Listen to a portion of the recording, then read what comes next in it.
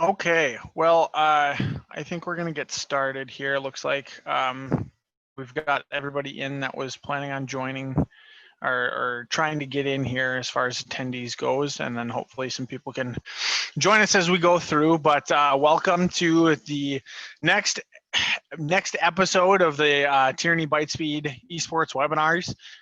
Today we're talking about facility building, do's, don'ts, kind of some DIY projects that you can do alongside building out a really great space for your high school or your college esports team.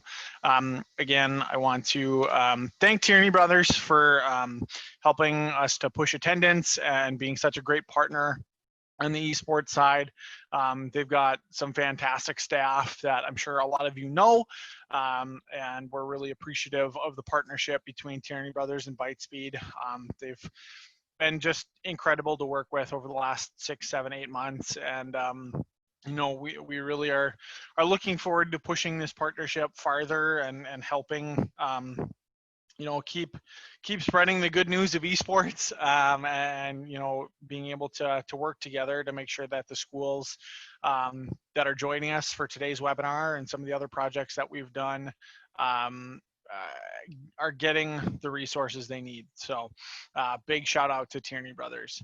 My name is Josh Knutson. I'm the Esports and Virtual Reality Solutions Director at ByteSpeed. I'm a National Association of Esports Coaches and Directors. That's NACAD. I'm an advisory board member for that group, and I have been since it was launched back in the tail end of 2018. And then I'm also a former head coach and program director at the University of Jamestown here in North Dakota. That's kind of where I got my start in esports and where I'm going to kind of rely on a lot of my background information on what we talk about today, some of the different things that just past experiences have taught me, and then my new role here at ByteSpeed, being able to kind of share those recommendations and those successes and failures to help schools move farther along. So my contact info is on the screen. Feel free to grab a screenshot of that or jot that down. Reach out via email or my cell phone probably, since we're all in quarantine. And then certainly, definitely connect with me on social media if you have those platforms. I love talking about esports. And if you want to have just a one-on-one conversation, feel free to reach out. So what are we talking about today? Just as kind of a teaser of kind of the end all be all. This is a kind of a photo of the facility that I built in Jamestown. We had a professional photographer come in and do a lot of marketing shots for us. It was awesome. And this is just a little teaser of what I have more images at the end of the presentation, but kind of, when we think of esports, there's a lot of different facility ideas or visions and goals, and this is just one of them. So I just wanted to throw a little cool picture in here before we get started as kind of a start thinking about what this would look like for your school. And this is kind of just a really awesome photo that we had taken. So there's a couple of steps to building out a facility. We're going to kind of go through like the really key questions, and starting with step one, that's why. The do for this step, kind of your do's, don'ts, and DIYs, is have a purpose to why you're building out the esports space. Why are you getting involved in the first place? Do you have a overall goal? And don't rush into building a space or renovating a space without that goal in mind. One of the biggest problems I think with building out esports teams and spaces is that schools rush, because the district down the street has a team up and running, or another school in the county built out this awesome facility, and now there's pressure to match that or outdo it. And I think that's a great motivating factor, but you got to be careful that you don't rush into it without thinking about the overall goal of why you're building out the space. And that can be, student engagement, that can be retention, that can be all these other things that we'll talk about in a second, but make sure that you have a reason why you're building out the space and you're not just doing it for the sake of doing it. And then the DIY section, what you can do right now is collaborate with your admin, coaches, and teachers to come up with your why. Come up with that mission statement, that goals about what you're actually trying to accomplish and how you're going to do it. So, going into reasons of why to add esports and kind of why are we doing this. The most common reason or factor that I think a lot of high schools and colleges across the country have adopted esports as a extracurricular activity, as a varsity sport, whatever it might be, it's the student engagement piece. We want to make sure that our students have, opportunities to participate with their peers, which is super important for growth.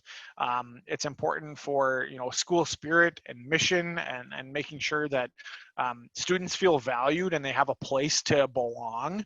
And those are two of the largest goals or reasons why is to expand those opportunities and make sure that you're getting a lot of kids involved with this activity.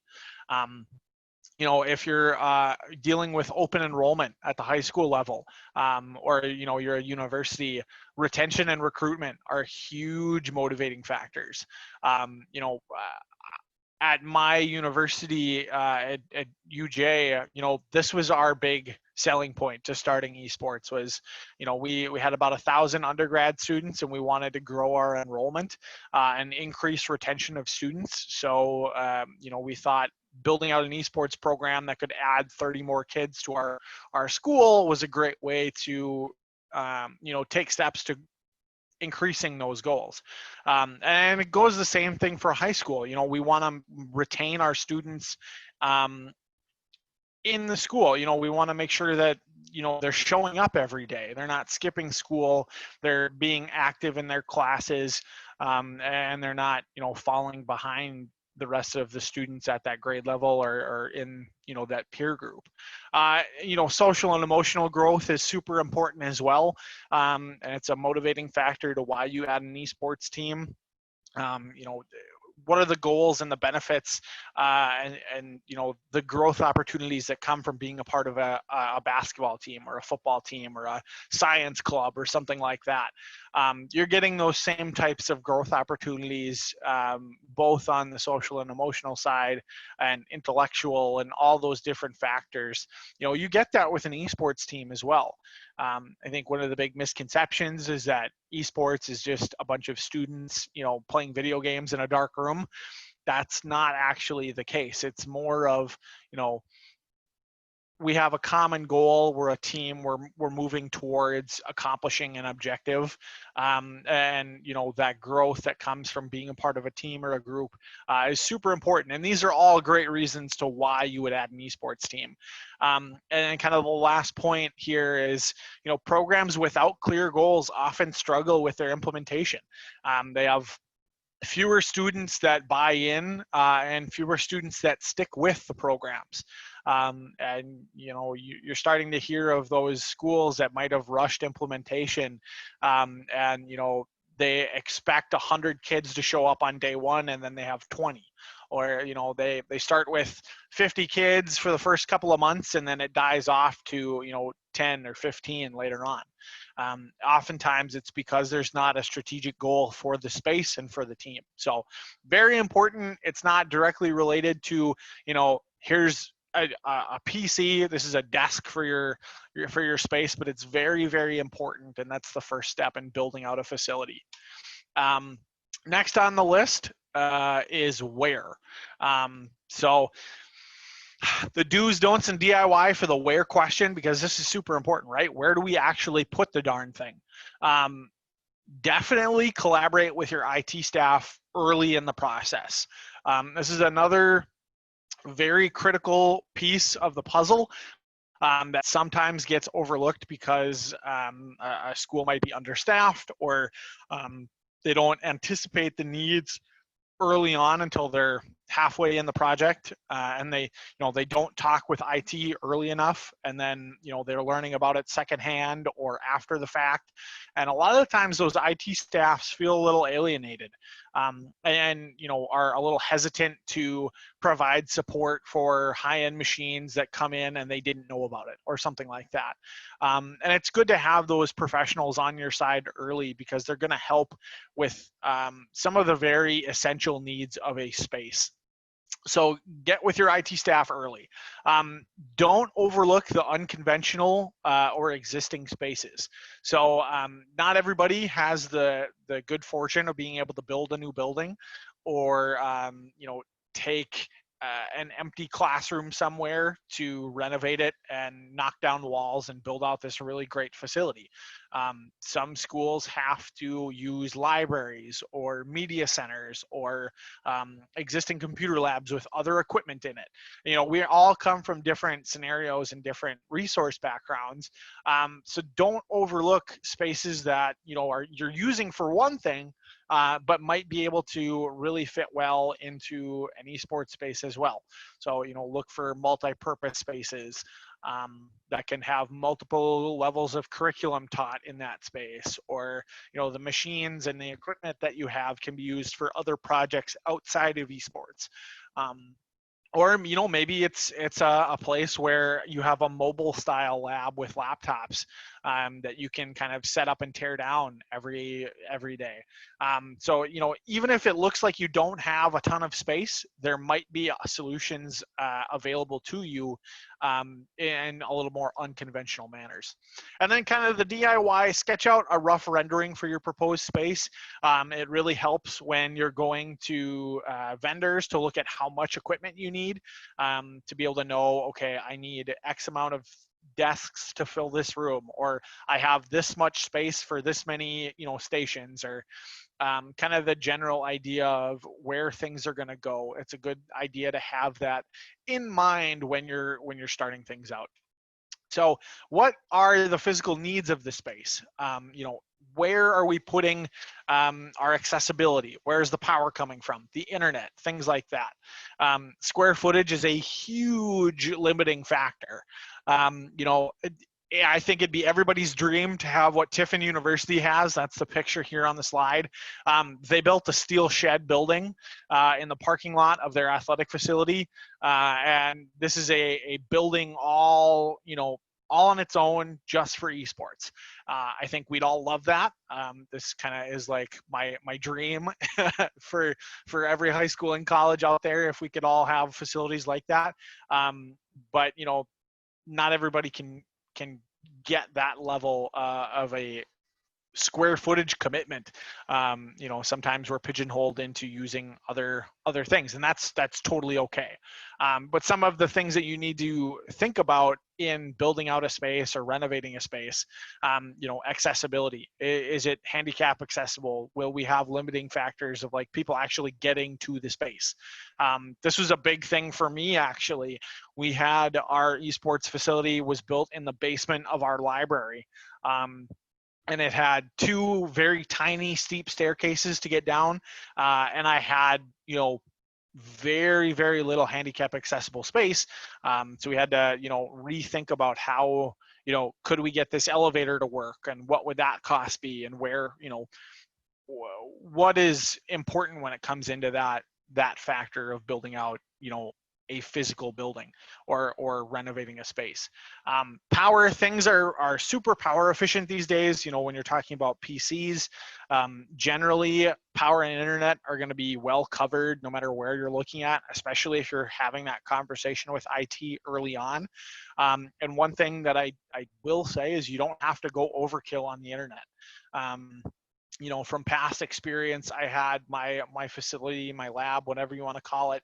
We had 24 machines on 100 meg connection for the first 2 years.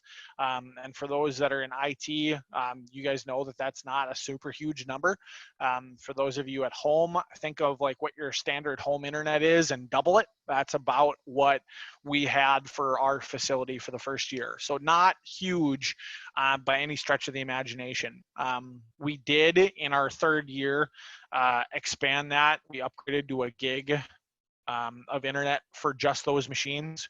We were on a totally separate network from the rest of campus, which is a great idea for you guys that have the ability to do that. It just separates that traffic, and there's different firewall needs and different internet needs for your esports team than there would be for a regular workstation in a lab that's doing Photoshop editing or something like that, or just needs to do a Google search.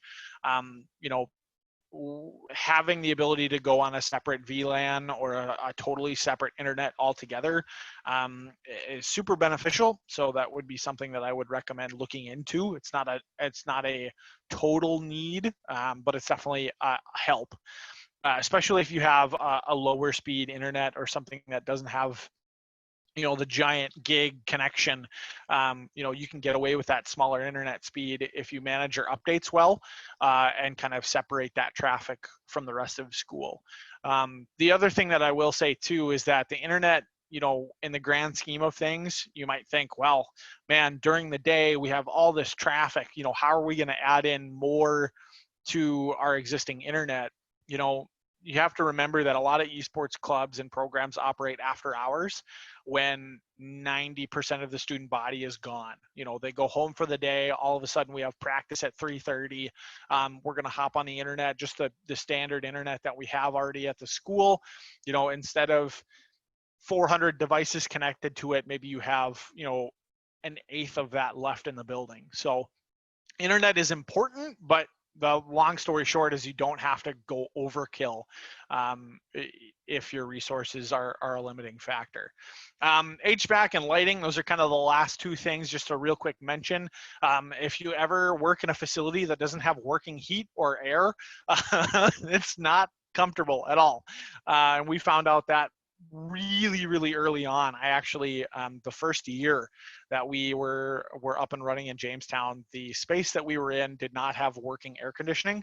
So it got really hot in the summertime, and the heat was lackluster because we were in the basement of a building that was 100 years old, actually closer to 200 years old. So we had real struggles with HVAC early on, and then finally made sure that got taken care of over the summertime when we didn't have a bunch of students running around. So make sure that heating and cooling is up and running. This generally isn't a big problem for schools because most of our buildings are usually well maintained and taken care of. But if you're moving into a new building or you're maybe renovating a really old part of the building that hasn't been used in a while, just make sure that you get that taken care of. And lighting here, is something that I've changed my stance on in the last few years. You saw in the beginning that picture of the Jamestown facility. It was all black lit. We had LEDs lighting the room, and it was really dark and looks cool. And yeah, this is an esports lab. I'm actually a lot more in favor of kind of what Tiffin has going on here and some of the other programs have now. Really high ceilings and soft white light, not really harsh fluorescent light, but you have like that soft warm glow of like a Christmas light or something like that. Still bright and not straining on your eyes, but not the dark space that kind of was like the really cool thing to do early on for esports. And you still see a lot of programs have that that black light feeling to the room, which is fine, but I think I'm more in favor of a more natural light. If you have windows, that's awesome. There are different things that you can do to kind of reduce the glare from those windows. But if you can get natural light, or like I said, really high ceilings with soft white light, I think that's the best chance to really make the space look professional, but also not be super straining on the eyes and be a really good environment for productivity. Okay, so next question, step 3, the what. What do we need to buy? What do we actually need to get an esports team up and running? The do's for this would be visit or consult other area schools. How do they do it? Depending on where you're at, I can throw a stone in any direction and hit an esports team. The growth that we've seen over the last 4 years from when I started is incredible. There's hundreds and hundreds of high schools nationwide that have teams up and running. There's roughly 200 varsity collegiate programs, and many more club teams out there that are student run. So there's people that have done this before that you can go to and learn from in person, be able to kind of see what they did, and how can we take ideas from this school and apply it to ours. So I highly recommend that if you can connect with somebody in your area and maybe drive half an hour to go see another school. Definitely worth it to kind of get an idea of what other people are doing in your area and kind of grab more ideas. Don't overspend. This is a big section that we'll cover in a second, but it covers kind of like what is a want versus what is a need. I think there's this giant misconception out there that you need spaceships to run esports titles. Yes, we're playing games, but you don't need, a 10th gen i9 with a 2080 graphics card to play League of Legends. And that might have sounded like a bunch of tech mumbo jumbo, but those are, like $900 of parts for 2 pieces of a computer. You don't need that. We'll talk about that in a second, but that's kind of a need versus wants conversation. And finally, the DIY, get creative with your decor and your aesthetic in the room, because it's important. And the look and feel and decoration in a space is kind of like the last thing that you think about in building out a space, but it really adds a lot to it. Instead of having like blank white walls and a bunch of really cool computers, maybe let's get some posters up, or a canvas that one of our students have done, or really cool art from the school or people in the community. Really adds a lot to the space to kind of complete it. So needs versus wants. This is a giant conversation when it comes to esports. And I think one of the biggest misconceptions is, like I said, the actual needs versus what you really need. So number one, be mindful of your budget and your space available. If you can reuse existing assets, this is awesome. Best case scenario, or kind of the most common place that you can kind of reuse current hardware or assets is furniture. If you have good desks and chairs, you're going to save money by not having to go with like the esports furniture. There is certainly merit to getting ergonomic furniture, and a lot of the gaming style chairs and desks are built to be sat at and played on for a couple hours at a time, and they certainly add a lot to the look and feel of a program. But I would rather have a computer than a chair. It kind of it's kind of like the needs versus want there. Kind of use the analogy, Ferraris are cool, but will a Civic do? You don't need to overspend to get a working team up and running. So like, what are your priorities for equipment? Infrastructure, definitely PCs, peripherals, and then furniture and decor. That's kind of like the hierarchy of how I would build out kind of what do we need to buy. So let's go through those, and always kind of, as we're going through those, kind of keep that needs versus want conversation in the back of your head. So infrastructure, what does your connection look like? Like I said, you don't need to go overboard on the internet right away. Consider upgrading this in like year 2 or 3, but if you can get a separate network that is kind of its own traffic aside from the rest of school or campus, great. If not, no big deal. But involve your IT early, because firewalls are going to be an issue.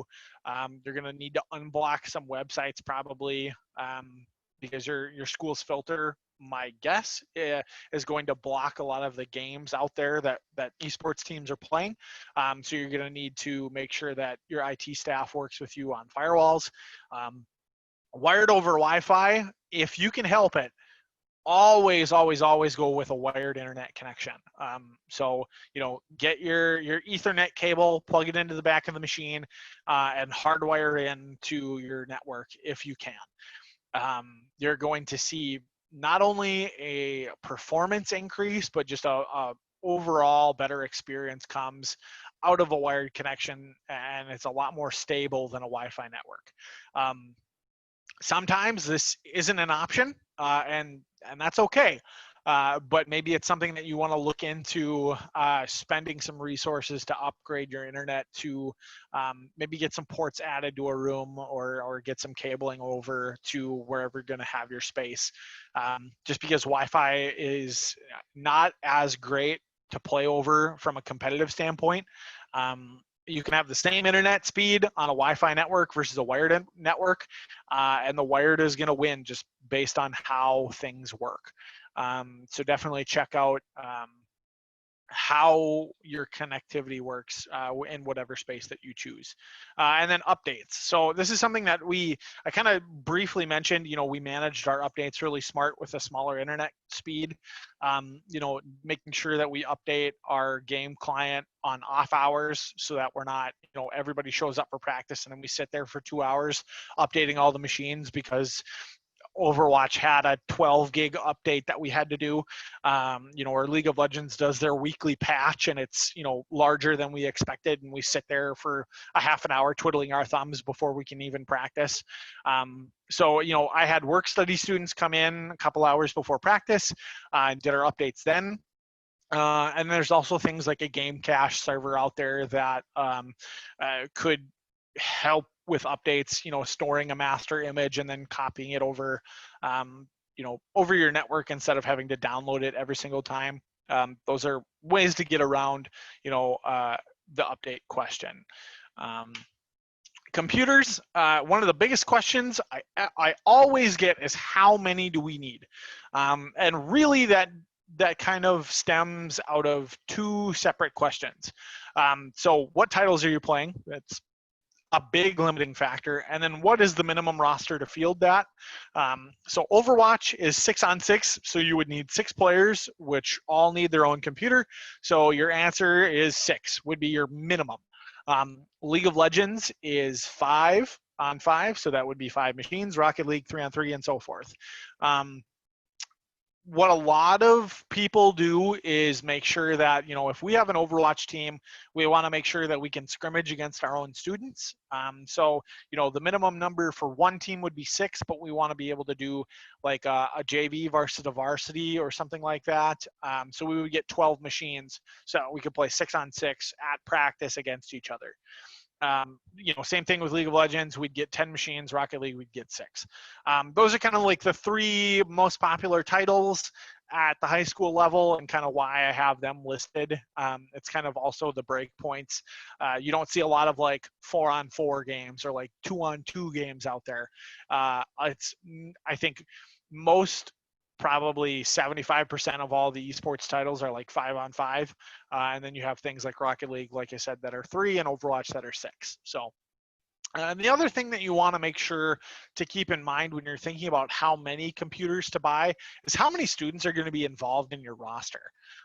If I have 10 machines and 100 students that are a part of my team, well, that's great. I can have 10 people playing at a time, but what do I do with the other 90 students that want to be a part of this team?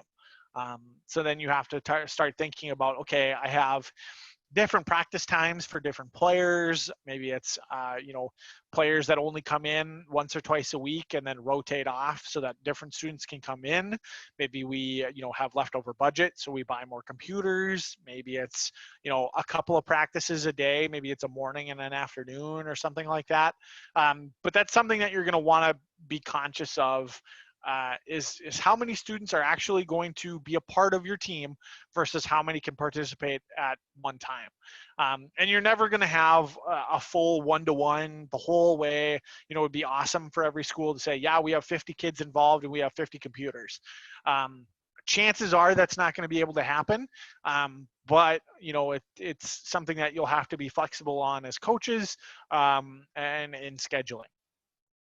As far as specs goes, this is kind of that other thing where the, Ferrari versus a Civic, i9 versus, an i5 or something like that. We'll talk about kind of example builds here in a second.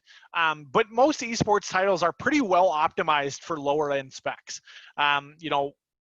there are ways to look up the bare minimums to run games. And there is something said for using existing equipment. You know, League of Legends, you can run it on a toaster. That's the joke that we've made for years. And there are, you know, existing workstations that you can play League of Legends on, no problem right now. But kind of the thing that you want to keep in mind too is this future proofing concept of, you know, well, okay, on this toaster of a computer, I can play League of Legends, but that's it. Well, that's limiting the number of students that can play. That's limiting the number of games that we can participate in. You know, if we want to build out and expand and add more kids and add more titles, we need higher end computers to be able to do most of those games. So there, and then what happens in 3 years from now when my machine still is up to date, current, works great, but this new game comes out and all of a sudden it requires heavier specs. You know, what do I do then? So kind of what we've done at ByteSpeed and kind of in conjunction with Tierney is kind of bring out some example builds of, you know, different machines that are both entry level and mid tier. They're going to be really solid options for you at really good price points to be able to last you, you know, 3, 4, 5 years, no problem. Kind of right now, the entry level build is around like an i5 with 16 gigs of RAM, an SSD to run the operating system and store the games and do all of the boot and everything. A 1660 Super graphics card. That's the GPU. That's where a lot of the discrepancy in power comes from when you're talking about esports versus, like, you know, I'm playing solitaire on my computer. You need a graphics card that can stand up to the needs that esports provides. You know, you don't have to go crazy on the heatsink. Liquid cooling is one of the most, I would say, overhyped things out there. And you know, you don't necessarily need the liquid cooling unless you're doing things like overclocking or things like that. And kind of the 650 watt power supply is kind of like the gold standard. This build will run almost every esports title, no problem. Kind of like those higher end games like Rainbow Six or something like that. You know, you can turn the settings down in game to be able to kind of optimize things for your entry level build. And then kind of like the mid tier, just real briefly, your i7 or like your Ryzen 5, you know, adding a couple more cores to the processor, you know, same amount of RAM, same amount of storage, upgrade the graphics card a little bit to kind of handle things like Rainbow Six and Overwatch a lot more easily. But again, standard heatsink and power supply, you don't have to go overboard in those regards. So these are two really solid builds. Tierney has kind of like a good, better, best, entry level, mid tier, high spec option that you can go for, and those would be kind of like, we can work with you on those builds to fit your needs based on like what titles you're playing, how long you plan to keep the computers, what you're going to use them for, etc. Okay, peripherals. The next thing, and kind of adding on to, you know, our tower, the best bang for your buck will come in good peripherals and taking like a existing team and increasing what we can do in the esports space. Displays, you absolutely want something that has 144 hertz refresh rate. The 24-inch monitor with that refresh rate is kind of like the gold standard for esports. You know, there's kind of like a goofy saying that frames win games, and it's absolutely true. There have been some really cool studies from like Linus Tech Tips or some of the, you know, reviewers out there that have actually compared a 60 hertz monitor, 144 hertz monitor, and a 240 hertz monitor, and compared them with performance differences and actually what you're able to see based on the refresh rate. And there is a difference in getting to that 144 versus the 60.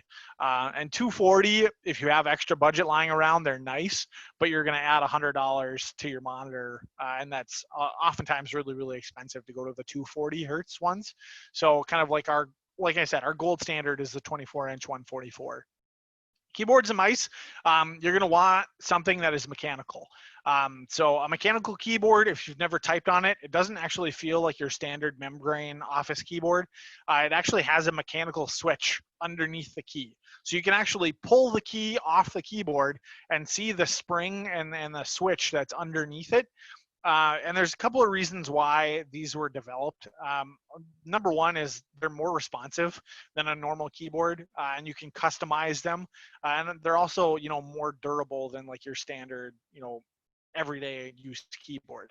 Um, you can customize a mechanical switch based on, if it's a red switch or a blue switch or, any of the different varieties. They take different pressure sensitive,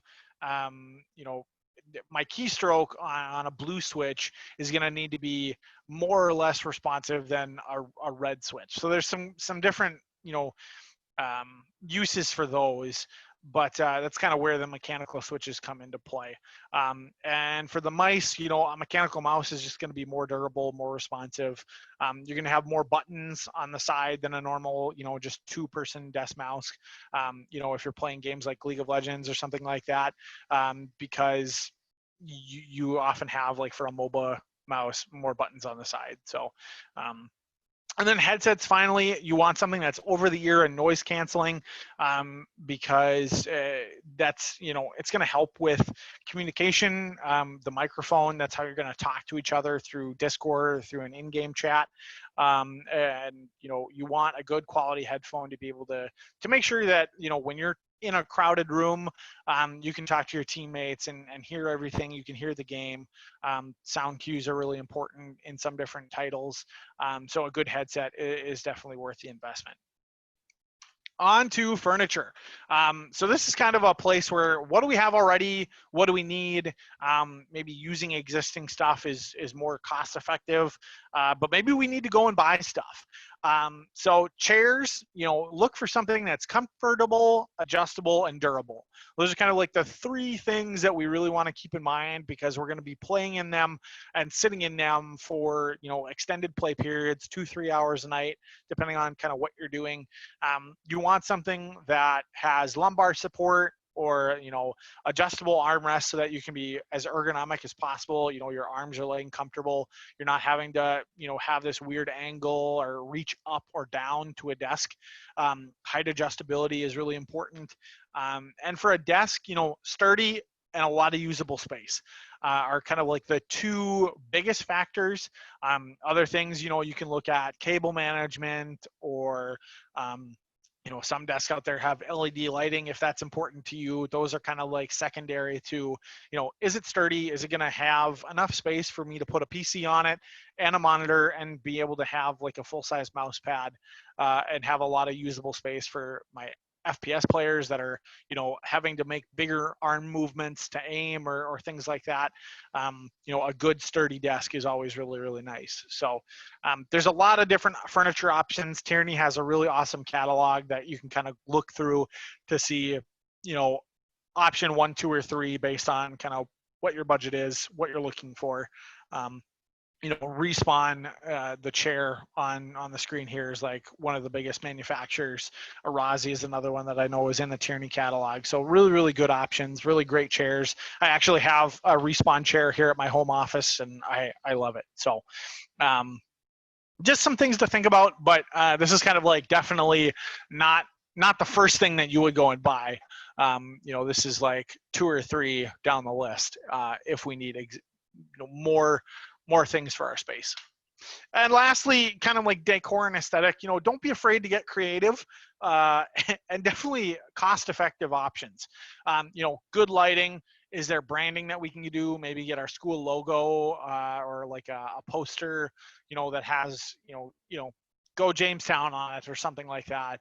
Pendants, other things that, you already have in the school for the other teams.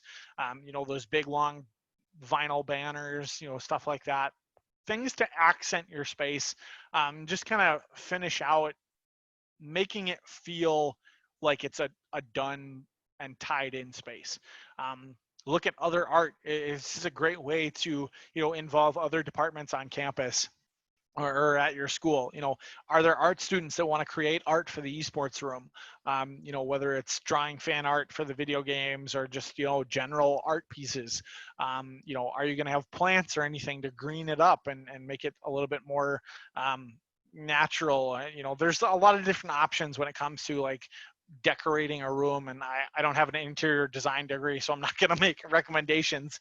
But definitely, like, this is something that it's often overlooked, but it is important. And this is a great space to do as much yourself as possible. So, and lastly, just real quick here, how be an informed consumer, go out, research what you need.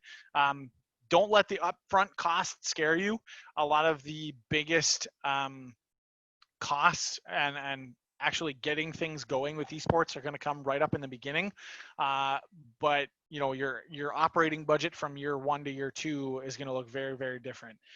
Year 2 to 3, probably very different and much lower too. A lot of things are done online. 99% of competition for esports is done online. So we don't have to leave our school. We don't have to pay for buses. We don't have to pay, for meals or hotel rooms or things like that.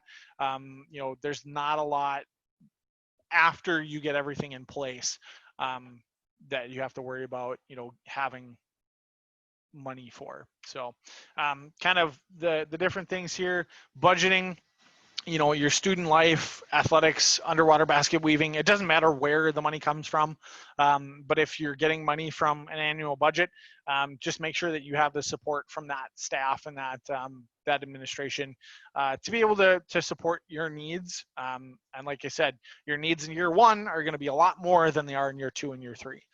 There's a ton of different grant writing options out there to help for funding for esports. If you go to ByteSpeed.com, under our resources tab, there's a big list of like 60 or 70 grants. We actually wrote a grant for VR. It's Carl Perkins grant that you can just copy and paste and then put your info in and submit it. That's a lot. It's a great way to get extra funding for esports by going for, other STEM or, Project Lead the Way or VR or other type applications. Because at the end of the day, the machines that you need for those types of curriculum are going to be more than likely sufficient to run esports at the end of the day. Fundraising, there's a lot of great options out there. E-team sponsor, doing things like as simple as a bake sale. One of my favorite fundraising ideas to get an esports team, some extra cash. Sandoval High School in Illinois is a customer of ByteSpeed's, and Marvin Lindsay is the coach down there. He's a computer teacher at the school, and they actually built an old school arcade cabinet and are selling raffle tickets to fund their esports team for next year. They put in very, very limited resources into building out the arcade cabinet. Used material that he already had in his classroom and kind of laying around. They might have spent, they bought a Raspberry Pi to put in it or something like that. But they're raffling off tickets for it for like, I think $20 a raffle ticket. And, Marvin said that fundraiser is, one of the best things that they've ever done as far as return on investment in the fundraising space. So a lot of great ideas. As far as sponsorships and partnerships go, this is a question that comes up all the time. And the one thing that I'll say is that for sponsorships and kind of like, if you're going that route, I would say start local. Go to your local businesses, people in your community that already support the school, or maybe booster club members, or people that are really invested in the development of your students and of the school system, and see if they would do smaller sponsorships. I'm just going to throw out a number out there. I need 50 grand to start an esports team. That's a big number. I'm just using it for an example. You can definitely do it for cheaper. But let's say I need 50 grand to get my esports team up and running. I maybe go to, Hank's Plumbing down the street and ask for $1,000, or, hey, would you sponsor one computer? or one station, or would you sponsor the desks for the team, or something like that, instead of asking for, hey, do you want to be the name sponsor for our arena and give us $50,000. I think a lot of businesses, especially local, that, like I said, are boosters in your communities already, are a lot more apt to give small amounts that add up very quickly, and can be great partners. I had a school that is going to put a plaque on every computer for each donor that gave to fund that machine. So it's a great idea and a great way to involve more people and get them invested and actually get them to know that you're starting an esports program. So it's a little bit of marketing. It's a little bit of partnership growth of existing people that already support you. So it's kind of just a very light budgeting for esports conversation. And there's a lot of different ways to do it. And now just some pictures. So like I said, this is our facility at Jamestown from kind of like a panoramic view. We nicknamed it the Lair because it was in the basement of the building. You had to walk down these staircase and go down a kind of a creepy dark hallway, and then it opens up into this beautiful tech lab, where we had 24 machines. They're actually knocking out a couple of walls this summer and are going to expand to 35. So really, really awesome to see this space that I helped create keep growing and keep having success. And this is right after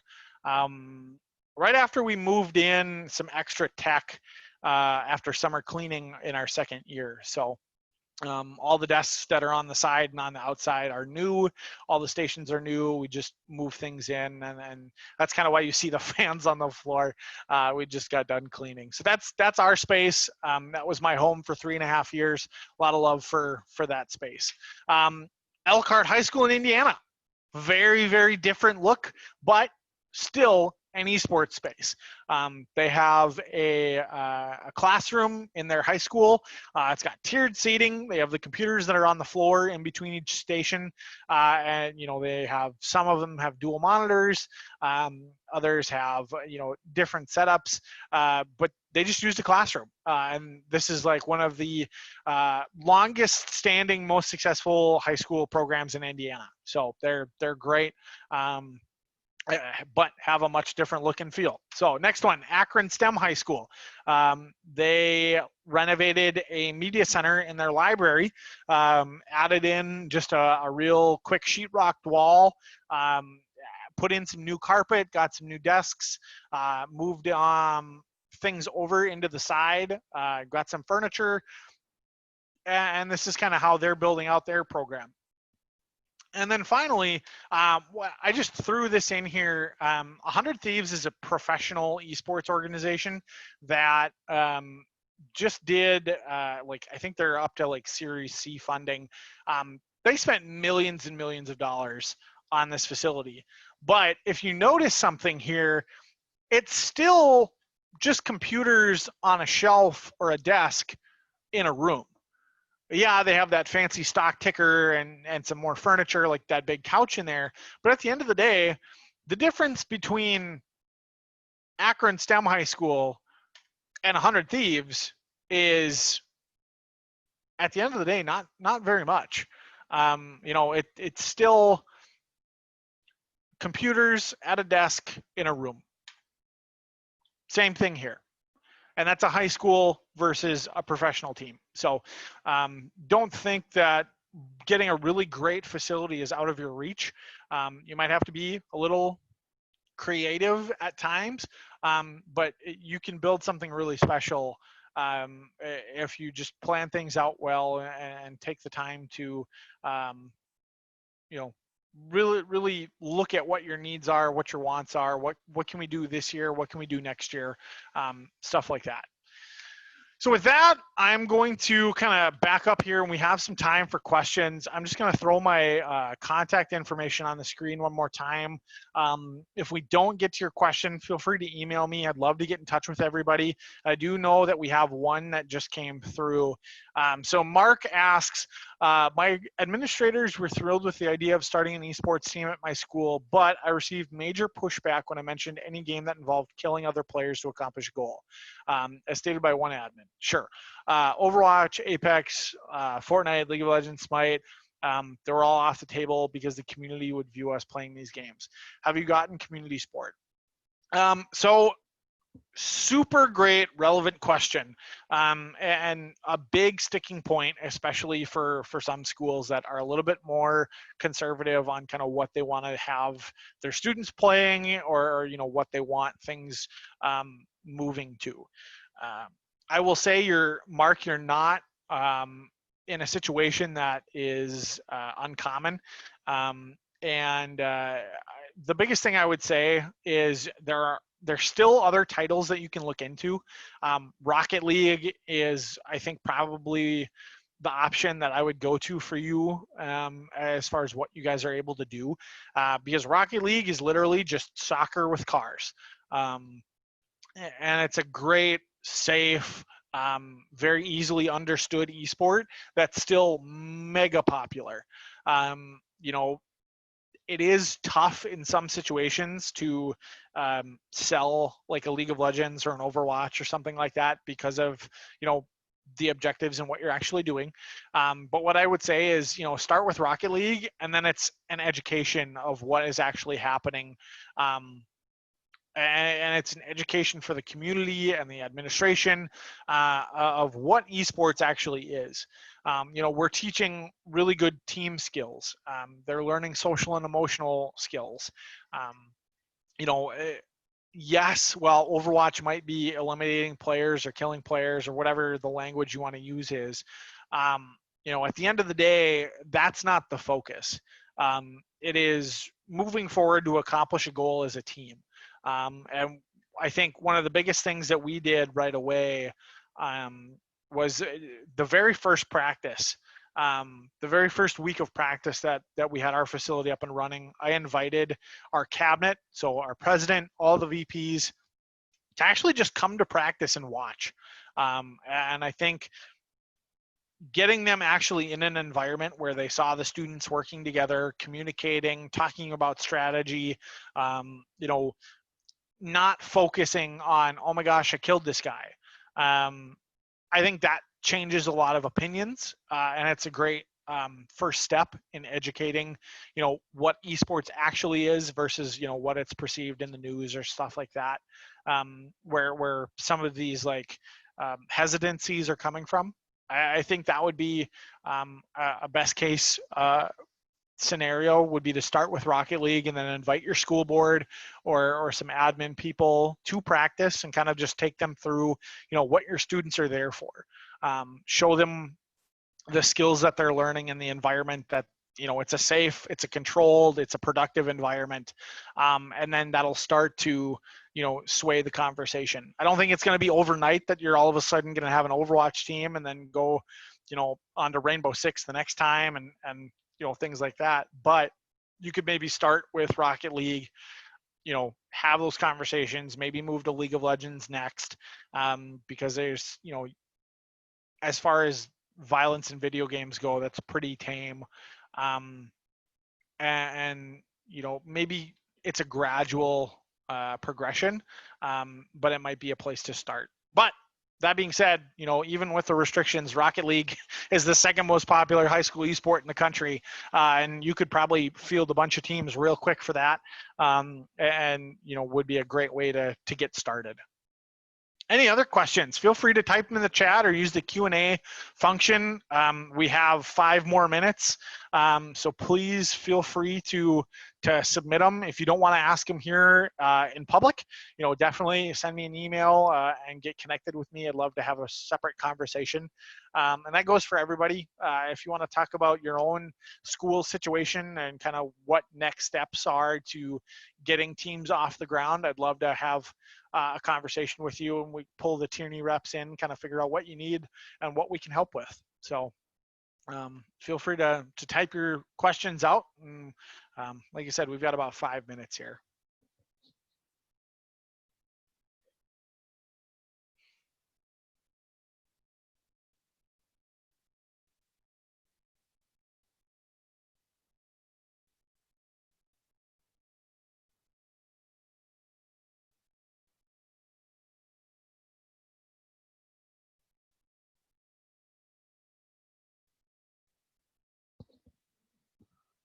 Well, I guess you're all pros. So I guess if there's no questions left, maybe some will come in here real quick, but I do want to give one more final shout out to Tierney Brothers. Thank you so much for being such an awesome partner. I know I see some Tierney staff in the chat or in the participants list here. So thank you for joining. Thanks for being awesome partners. We love working with you guys, and we want to grow this partnership, and esports is a great way for us to, reach a lot of schools and share this growing, sport with a lot of people. So thank you again to Tierney. We love working with you guys, and we're really thankful for your partnership. Everybody that was here for the session, thank you so much for joining. Like I said, feel free to shoot me an email with your questions. Connect with me on social media, give me a call, get in touch with your Tierney rep. We'd love to work with you. We'd love to help you in any way we can. We really appreciate you taking some time this morning to listen to the webinar and get some ideas on how to build out your facility. So we have more webinars with Tierney every Tuesday all the way through June. So take a look at what we have left, and we'd love to see you again at the next one. So with that, I don't see any other questions that came through. So I'll say thank you again so much. Take care. Stay safe, everyone. And we'll see you next time.